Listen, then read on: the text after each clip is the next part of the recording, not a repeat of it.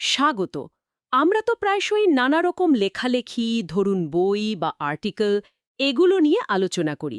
ভেতরের নির্যাসটা বোঝার চেষ্টা করি। আজকের আলোচনাটা একটু অন্যরকম। মানে কিছু ধর্মতাত্ত্বিক লেখার বিশ্লেষণের ওপর ভিত্তি করে। বিষয়বস্তুটা বেশ পরিচিত, আবার বেশ গভীরও। বাইবেলের প্রকাশিত বাক্য, মানে বুক অফ রেভেলেশন, সেখান থেকে নেওয়া ফসল কাটার ধারণাটা নিয়ে কথা বলবো। সাধারণভাবে তো আমরা হয়তো একটাই ফসল কাটার কথা ভাবি, তাই না? কিন্তু এই লেখাগুলো বলছে না, ব্যাপারটা অত সরল নয়, বেশ কয়েকটা স্তর আছে এর। তো আমাদের আজকের লক্ষ্য হলো এই বিশেষ ব্যাখ্যা অনুযায়ী ফসল কাটার বিভিন্ন মানে কি হতে পারে সেটা একটু তলিয়ে দেখা। প্রকাশিত বাক্যে যে শেষ সময়ের কথা বলা হয়েছে, সেখানে বিশ্বাসীদের পরিণতি কি হবে তা নিয়ে এই উৎসগুলো যে ছবিটা আঁকছে সেটা বেশ ইন্টারেস্টিং। প্রচলিত ধারণার চেয়ে একটু আলাদাও। চলুন দেখি এই অন্যরকম দৃষ্টিকোণ থেকে বিষয়টা কেমন দাঁড়ায়। মানে শেষ পর্যন্ত কারা, কখন আর কেনই বা এই ফসলের অংশ হচ্ছেন, এই প্রশ্নগুলোর উত্তর খোঁজার চেষ্টা করব আজ। ঠিক বলেছেন। প্রকাশিত বাক্য ১৪ অধ্যায়ে, মানে রেভেলেশন 14.14 থেকে 20, যেটাই ব্যাখ্যার একেবারে কেন্দ্রে আছে, সেখানে কিন্তু আমরা ফসল কাটার দুটো স্পষ্ট ছবি দেখি। কিন্তু দুটো একদম আলাদা। একটা হলো শস্য কাটার ছবি, আর অন্যটা হলো আঙুর গুচ্ছ সংগ্রহের। এই উৎসগুলো বলছে এই দুটো প্রতীকী ছবি আসলে সম্পূর্ণ আলাদা দুটো পরিণতির দিকে ইঙ্গিত করে। শেষ সময়ে যা ঘটবে। আর এখানেই বিষয়টা আরও গভীর হয়ে যায়, কারণ এই উৎসগুলো কিন্তু এই দুটো ছবির বাইরেও আরও কিছু ক্যাটাগরির কথা বলছে। চলুন তাহলে একদম শুরু থেকে দেখি। প্রকাশিত বাক্য ১৪ অধ্যায়ে প্রথম যে ছবিটা আমরা পাই সেটা ঠিক কি? সেখানে আমরা দেখি মেঘের ওপর মনুষ্যপুত্রের মতো একজন বসে আছেন, তার মাথায় সোনার মুকুট আর হাতে একটা ধারালো কাস্তে। একজন স্বর্গদূত বেশ জোরে তাকে বলছেন, আপনার কাস্তে চালান, ফসল কাটুন, কারণ ফসল কাটার সময় এসে গেছে, পৃথিবীর শস্য পেকে গেছে। মানে পদ ১৪ থেকে ১৬ আর কি। এটা কিন্তু বেশ বেশ একটা শক্তিশালী ছবি, আশা জাগানোর মতো। পাকা শস্য ঘরে তোলার সময় এসেছে। হ্যাঁ, এই ছবিটা অনেকেরই চেনা। কিন্তু ঠিক এর পরেই তো আরেকটা ছবি আসে, তাই না? যেটা একদম অন্যরকম শোনায়। ঠিক তাই। পরের দৃশ্যেই, মানে পথ ১৭ থেকে ২০-তে, আরেকজন স্বর্গদূত আসেন, তার হাতেও একটা ধারালো কাস্তে। তখন বেদি থেকে অন্য একজন দূত এসে তাকে বলছেন, পৃথিবীর আঙুর গাছের থোকাগুলো কেটে নিতে, কারণ তার ফল পেকেছে। আর সেই কাটা আঙুরের থোকাগুলো কোথায় ফেলা হচ্ছে? ঈশ্বরের প্রচণ্ড ক্রোধের মারাই কলে। সেখান থেকে এত রক্ত বের হওয়ার কথা বলা আছে যে তা নাকি ঘোড়ার মুখের লাগাম পর্যন্ত উঁচু হয়ে অনেকটা দূর ছড়িয়ে পড়ে। এটা তো স্পষ্টতই একটা ভয়ঙ্কর বিচারের ছবি। তাহলে দেখুন, একই অধ্যায়ে দুটো একেবারে বিপরীতধর্মী ফসল কাটার ছবি পাচ্ছি আমরা। একটা সংগ্রহের, আশার, আরেকটা ক্রোধ প্রকাশের, বিচারের। তাহলে এই ধর্মতাত্ত্বিক উৎসগুলো প্রথম ফসল কাটা, মানে ওই যে শস্য সংগ্রহ, সেটার ব্যাখ্যা কিভাবে করছে? এটা কাদের জন্য প্রযোজ্য বলে মনে করছে তারা? হুম এই ব্যাখ্যা অনুযায়ী প্রথম যে শস্য কাটার কথা বলা হলো, মানে পদ ১৪ থেকে ১৬, সেটা কিন্তু সাধারণভাবে সমস্ত বিশ্বাসীর এক হওয়াকে বোঝাচ্ছে না, বরং এটা একটা বিশেষ দলের জন্য প্রযোজ্য। তারা হলেন শহীদ সাক্ষী, কোরিয়ান পরিভাষায় সুন গিও জুং ইন্দুল। উৎস বলছে এরাই হলো সেই প্রথম ফল। প্রথম ফল বা ফার্স্ট ফ্রুটস, এই শব্দটার তো বাইবেলে একটা বিশেষ মানে আছে, তাই না? আমার মনে পড়ছে পুরাতন নিয়মে ঈশ্বরকে ফসলের প্রথম আর সবচেয়ে ভালো অংশটা দেবার নিয়ম ছিল। একদম। যেমন যাত্রা পুস্তক ২৩ থেকে ১৬ বা লেভীয় পুস্তক ২৩-এর ১০-১১-তে আমরা প্রথম ফলের উৎসর্গের কথা পাই। এটা ছিল ঈশ্বরকে সম্মান দেখানো, তার প্রতি কৃতজ্ঞতা জানানোর একটা প্রতীক। তো এই ব্যাখ্যা অনুযায়ী নতুন নিয়মে এই প্রথম ফল হলেন সেই বিশ্বাসীরা যারা খ্রিস্টের জন্য, তার সাক্ষ্য দেওয়ার জন্য নিজেদের জীবন দিয়েছেন, মানে শহীদ হয়েছেন। উৎস মনে করে এরাই সেই বিশেষ দল যারা প্রথম পুনরুত্থানে অংশ নেবেন। প্রথম পুনরুত্থান, এটা কখন ঘটবে বলে এই উৎসগুলো মনে করছে? এই ব্যাখ্যাটা প্রথম শস্য কাটাকে একেবারে সরাসরি সপ্তম তুরির ঘটনার সাথে জুড়ে দেয়। যেমন ১ করিন্থীয় ১৫-৫১-৫২ পদে বলা আছে না, যে শেষ তুরির শব্দে মৃতেরা পুনরুত্থিত হবে আর জীবিত বিশ্বাসীরা রূপান্তরিত হবে। এই উৎস অনুযায়ী ঠিক সেই মুহূর্তে যারা খ্রিস্টে মৃত, শহীদ সাক্ষী, তারাই সবার আগে পুনরুত্থিত হবেন, আর যে শহীদ সাক্ষীরা তখনও বেঁচে থাকবেন তারা রূপান্তরিত হয়ে প্রভুর সাথে মিলিত হওয়ার জন্য মেঘে করে ওপরে উঠে যাবেন, যেমনটা ১ থেসলোনিকীয় ৪:১৬-১৭ বা মথি ২৪:৩০-এ আছে। এই ঘটনাটাকেই এই উৎস বলছে প্রথম ফলের ফসল, মানে চোত ইয়োল মে ছুসু। ও আচ্ছা, তার মানে এই ব্যাখ্যা অনুযায়ী যারা বিশ্বাসের জন্য সবচেয়ে বড় মূল্যটা দিয়েছেন সেই শহীদদের জন্য একটা বিশেষ সম্মান, একটা পুরস্কার অপেক্ষা করছে, তারা অন্যদের আগে পুনরুত্থিত হচ্ছেন। এই ব্যাখ্যাটা ঠিক এটাই বলছে। দেখুন, ইব্রিয় ১১.৩৫ পদে আরও উত্তম পুনরুত্থানের আকাঙ্ক্ষার কথা বলা আছে না? এই উৎস সেটাকেই শহীদদের প্রাপ্য বিশেষ পুনরুত্থান হিসেবে দেখছে। আর প্রকাশিত বাক্য ২০.৪ পদটা এই ব্যাখ্যার জন্য খুব গুরুত্বপূর্ণ। সেখানে বলা হচ্ছে, যারা যিশুর সাক্ষ্য আর ঈশ্বরের বাক্যের জন্য শিরচ্ছেদ হয়েছিলেন, আর যারা পশুর বা তার মূর্তির পূজা করেননি, তারা সিংহাসনে বসবেন এবং খ্রিস্টের সাথে ১,০০০ বছর রাজত্ব করবেন। এই উৎস মনে করে এটাই হলো প্রথম পুনরুত্থান, আর এই শহীদরাই হলেন সেই প্রথম ফল। তাদের আত্মত্যাগের একটা স্বীকৃতি হিসেবে তারা এই বিশেষ সম্মানের অধিকারী হচ্ছেন, আর খ্রিস্টের সাথে সহশাসক হিসেবে ১,০০০ বছরের রাজত্বে ঢুকছেন। এটা সত্যি একটা গভীর চিন্তা। কিন্তু তাহলে একটা প্রশ্ন আসছে মনে, বাকি বিশ্বাসীদের কি হবে, যারা শহীদ হননি কিন্তু জীবনের শেষ পর্যন্ত বিশ্বাসে বিশ্বস্ত থেকেছেন, যাদের এই উৎস বলছে সাধারণ বিশ্বাসী বা ইলবান সংদোদুল, তাদের পুনরুত্থান কখন হবে? তাদের কি এই প্রথম ফলের মধ্যে ধরা হচ্ছে না? এই ব্যাখ্যা অনুযায়ী না, সাধারণ বিশ্বাসীদের পুনরুত্থানটা আরও পরে ঘটবে। উৎস বলছে তাদের পালা আসবে সেই ১,০০০ বছরের রাজত্ব শেষ হওয়ার পর, যখন শ্বেত মহাসিংহাসনের বিচার হবে, মানে গ্রেট হোয়াইট থ্রোন জাজমেন্ট।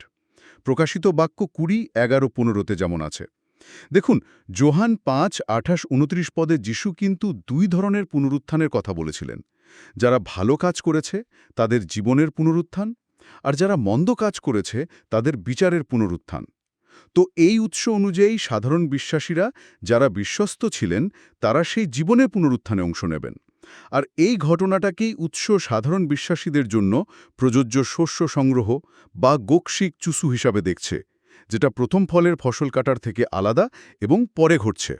আচ্ছা, তাহলে এই ব্যাখ্যায় শহীদ আর সাধারণ বিশ্বস্ত বিশ্বাসীদের মধ্যে পুনরুত্থানের সময়ে আর সম্ভবত মর্যাদার ক্ষেত্রেও একটা স্পষ্ট পার্থক্য করা হচ্ছে, অন্তত ওই ১,০০০ বছরের রাজত্বের সময়ে। হ্যাঁ, এই নির্দিষ্ট ধর্মতাত্ত্বিক দৃষ্টিকোণ থেকে দেখলে পার্থক্যটা বেশ পরিষ্কার। শহীদরা, মানে প্রথম ফল, তারা আগে পুনরুত্থিত হয়ে খ্রিস্টের সাথে রাজত্ব করছেন, আর সাধারণ বিশ্বাসীরা, মানে শস্য সংগ্রহ, তারা ১,০০০ বছর পর পুনরুত্থিত হচ্ছেন।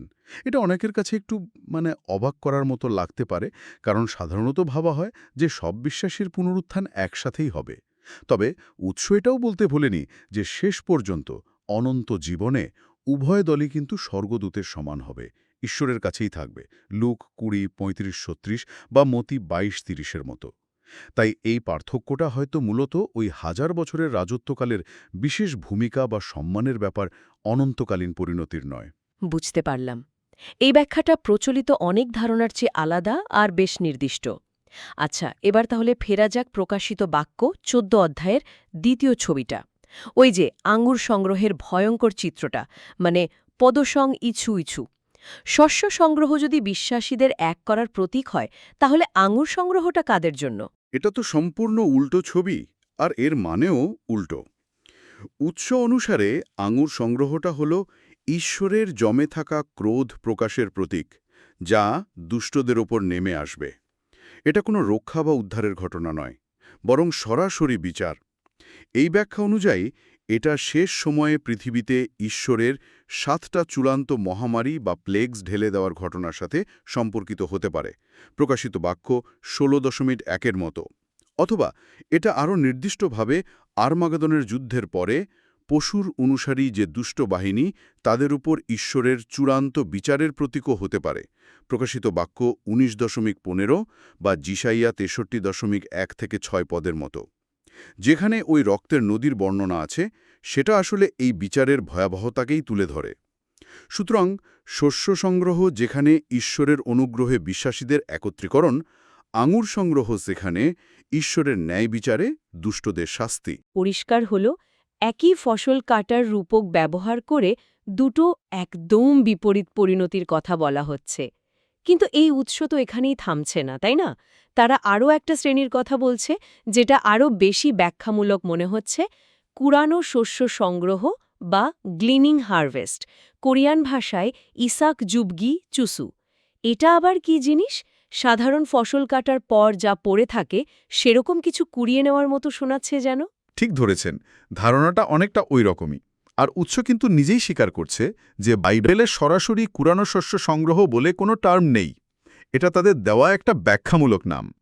এই ধারণাটা সেই সব ব্যক্তিকে বোঝানোর জন্য ব্যবহার করা হয়েছে যারা হয়তো নিজেদের বিশ্বাসী বলে দাবি করেন বা হয়তো একদম শেষ মুহূর্তে বিশ্বাস গ্রহণ করেছেন, কিন্তু তাদের জীবনের কাজের মাধ্যমে সেই বিশ্বাসের সত্যতা যাচাই হওয়ার যথেষ্ট সুযোগ ঘটেনি, বা ঘটলেও সেটা খুব অস্পষ্ট। একটা উদাহরণ দেবেন? কাদের কথা বলা হচ্ছে এখানে? যেমন ধরুন, ক্রুশে বিদ্ধ যে চোরটা ছিল, যে মৃত্যুর ঠিক আগে যিশুকে বিশ্বাস করেছিল আর পরিত্রাণের প্রতিশ্রুতিও পেয়েছিল। লুক 23:42-43 ঘটনাটা। তার তো অনুতাপ করা বা ভালো কাজ করে বিশ্বাস প্রমাণ করার কোনো সুযোগই ছিল না, তাই না?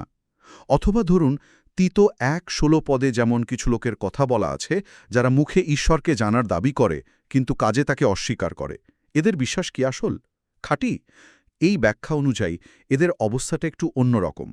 তাদের পরিত্রাণ যে বাতিল হয়ে যাচ্ছে তা নয়, কিন্তু তাদের বিশ্বাসের সত্যতা কোনো না কোনোভাবে প্রমাণিত হওয়া দরকার বলে উৎস মনে করছে। কিন্তু এখানে একটা বড় প্রশ্ন আসে না? ঈশ্বর তো অন্তর্যামী, তিনি তো মনের ভেতরে সব কথাই জানেন। 1 যোহান 3:20 তো তাই বলে। তাহলে আবার আলাদা করে বিশ্বাস যাচাই বা প্রমাণ করার দরকারটা কি? তিনি যদি জানেন কার বিশ্বাস আসল, তাহলেই তো হয়ে যাওয়ার কথা। এটাই এই ব্যাখ্যার সবচেয়ে কৌতূহলোদ্দীপক দিক। আর উৎস এর একটা গভীর ধর্মতাত্ত্বিক কারণ দেখানোর চেষ্টা করেছে। হ্যাঁ, এটা ঠিক যে ঈশ্বর অবশ্যই সব জানেন, কিন্তু বাইবেল এটাও বলে যে বিচার হবে আমাদের কাজের ভিত্তিতে। প্রকাশিত বাক্য 20:12-13, 1 করিন্থীয় 4:5, মতি 16:27 এসব জায়গায় আছে। উৎস যুক্তি দিচ্ছে এই কাজের ভিত্তিতে বিচার শুধু ঈশ্বরের জানার জন্য নয়, বরং ঈশ্বরের ন্যায় বিচার যাতে সমস্ত সৃষ্টির কাছে, মানে ধরুন স্বর্গদূত বা অন্য মানুষের কাছে প্রমাণিত হয়, বোধগম্য হয়, সেজন্য দরকার। কারণ আমরা বা স্বর্গদূতেরা তো অন্যের মনের ভেতরটা দেখতে পাই না, তাই না? 2 বংশাবলী 6:30 যেমন আছে, আমরা শুধু বাইরের কাজ বা তার ফলটাই দেখি। তাই কাজের মাধ্যমে যখন বিশ্বাসের সত্যতা প্রকাশ্যে প্রমাণ হয়, যেমন যাকব 2:18 বলছে, তখন ঈশ্বরের বিচার যে ন্যায্য তা নিয়ে কারো কোনো প্রশ্ন তোলার সুযোগ থাকে না।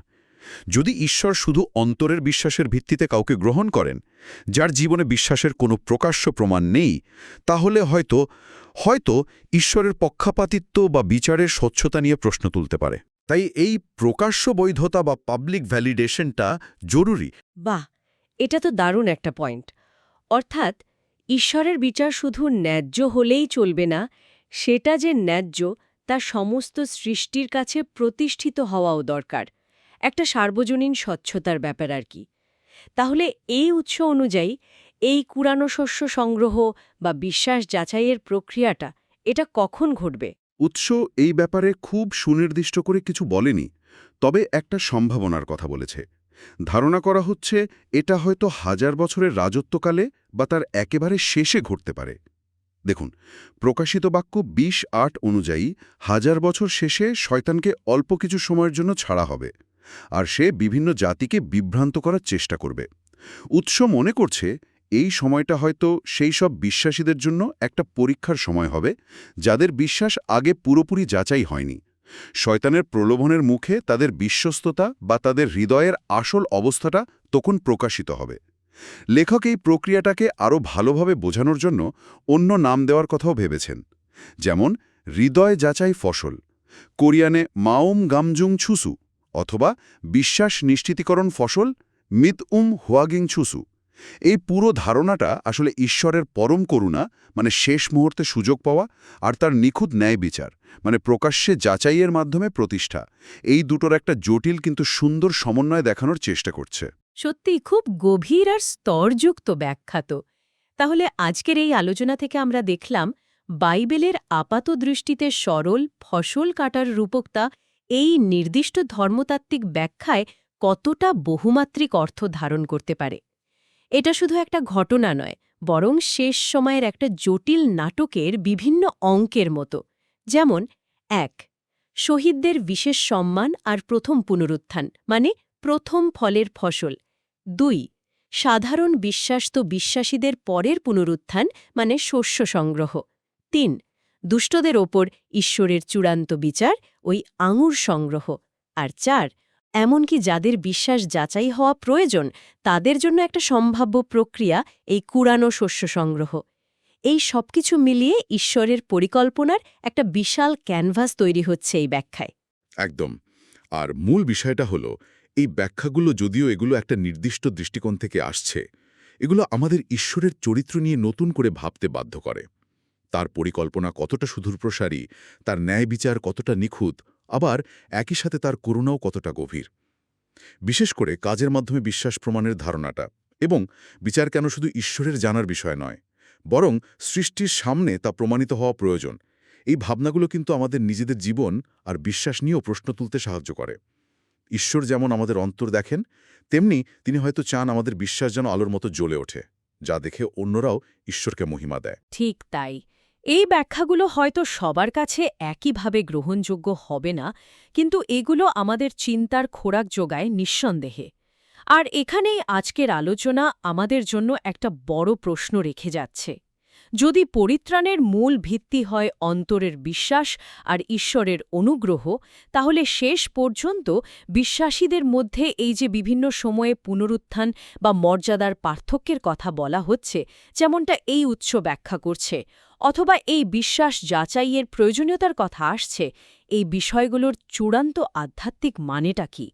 এটা কি অনন্ত জীবনে ঢোকার আগে ঈশ্বরের পবিত্রতা আর ধার্মিকতার মানদণ্ডে উত্তীর্ণ হওয়ার কোনো স্তরবিন্যাস, নাকি এর অন্য কোনো আরও গভীর অর্থ আছে? এটা নিয়ে নিঃসন্দেহে আরও অনেক ভাবনার আর আলোচনার অবকাশ রয়ে গেল।